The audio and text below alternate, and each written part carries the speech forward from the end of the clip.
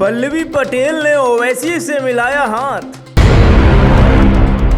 अखिलेश पर कसा तंज। कोरोना काल के समय हाथ मिलाना मतलब बीमारी बढ़ाना था, लेकिन अब यह बात पुरानी हो चुकी है और नई बात यह है कि अपना दल कमेरावादी की नेता पल्लवी पटेल ने AIMIM के ओवैसी से हाथ मिला लिया है और इसी के साथ ही यूपी के राजनीतिक गलियारों में हलचल बढ़ गई है।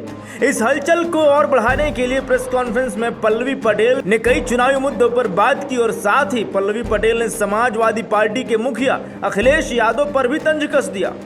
पल्लवी पटेल की अपना दल यानी कि कमेरावादी और असुद्दीन ओवैसी के नेतृत्व वाली AIMIM के गठबंधन की घोषणा हो चुकी है। इस गठबंधन में प्रेमचंद बिंद की प्रगतिशील मानव समाज पार्टी और राष्ट्रीय उदय पार्टी जैसी अन्य पार्टियां भी शामिल हैं। पल्लवी पटेल ने PDA में से A को हटाकर PDM कर दिया और बाकायदा इसको समझाया भी। उन्होंने कहा कि PDA में A को लेकर कंफ्यूजन था, कभी वो अल्पसंख्यक, कभी वो अगड़ा हो गया तो कभी ऑल हो गया। इसी कंफ्यूजन को दूर करने के लिए हमने PDA में M जोड़ा है। PDM का मतलब पिछड़ा दलित मुसलमान है। वहीं AIMIM प्रमुख असुद्दीन ओवैसी ने कहा कि हम उनके साथ हैं।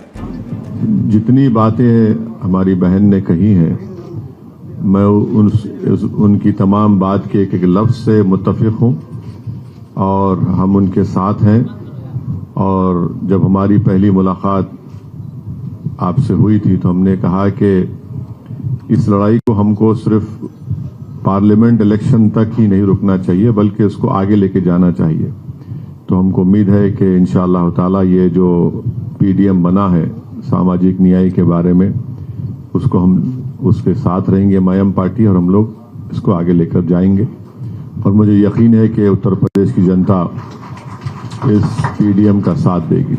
जब हमारी पहली मुलाकात हुई थी तब हमने कहा था कि इस लड़ाई को सिर्फ लोकसभा चुनाव तक नहीं रखना चाहिए बल्कि इसे आगे लेकर जाना चाहिए।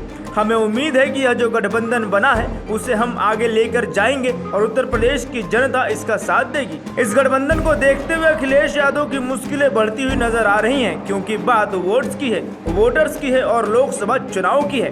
अब देखना ये होगा कि AIMIM और अपना दल कमेरावादी की गठबंधन वाली दोस्ती क्या रंग लाती है और PDM का फॉर्मूला कितना कारगर साबित होता है। Bureau report, my Bharat. देश का सबसे बड़ा राज्य उत्तर प्रदेश, देश की राजनीति का सबसे बड़ा अखाड़ा, माय भारत बनेगा आम जनता की आवाज।